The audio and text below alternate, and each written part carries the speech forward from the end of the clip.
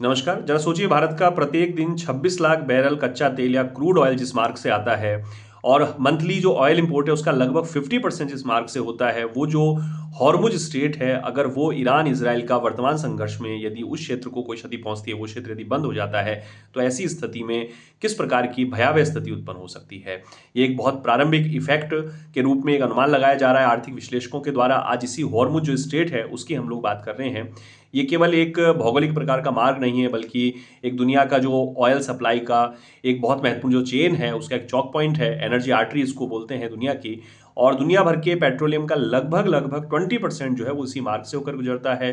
करीब 2 करोड़ बैरल कच्चा तेल क्रूड ऑयल जो है प्रत्येक दिन यहाँ से निर्यात होता है। भारत का भी 26 लाख बैरल तेल और मंथली ऑयल इंपोर्ट का लगभग 50% इस मार्ग से आता है। फारस की खाड़ी को ओमान की खाड़ी और आगे जो अरब सागर से जोड़ता है, ईरान, ओमान और यूएई इसके आसपास स्थित है। 167 किलोमीटर का लंबा मार्ग है, 33 किलोमीटर चौड़ा है। लेकिन जिस प्रकार का तनाव वर्तमान में चल रहा है, ईरान पहले भी कह चुका है कि यदि उस पर हमले हुए तो वो इस क्षेत्र को बंद करने पर विचार कर सकता है, उस क्षेत्र पर वो हमले कर सकता है।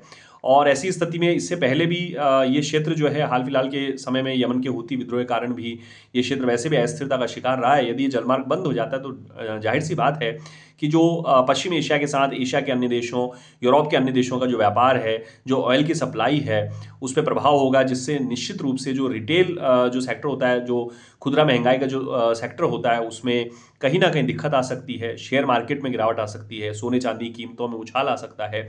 और एक जो ग्लोबल सप्लाई जो चेन है, जिससे कोविड के बाद से और फिर रशिया यूक्रेन संघर्ष के बाद से विश्व लगातार जिससे प्रभावित हो रहा है। कई बार मैंने भी ये बात की है कि ग्लोबल सप्लाई चेन जो है वो कहीं ना कहीं बहुत ज़्यादा मात्रा में प्रभावित हो रही है। तो अगर ये ईरान इसराइल का संघर्ष लंबे समय तक चला तो तय मानिए कि अगर हॉर्मुज स्ट्रेट को किसी प्रकार की क्षति पहुंचती है तो उसे कहीं ना कहीं एक जो मंदी की जो व्यवस्था है या जो तेल की कीमतों में बहुत असामान्य प्रकार का जो उछाल है, उसकी संभावना है। हालांकि कुछ वैकल्पिक रूट भी हैं जहां से ऑयल की सप्लाई हो सकती है एशिया के देशों को, भारत को, क्योंकि भारत जो है कुवैत से और सऊदी से, यूएई से तेल का जो है व्यापार करता है काफ़ी सारा।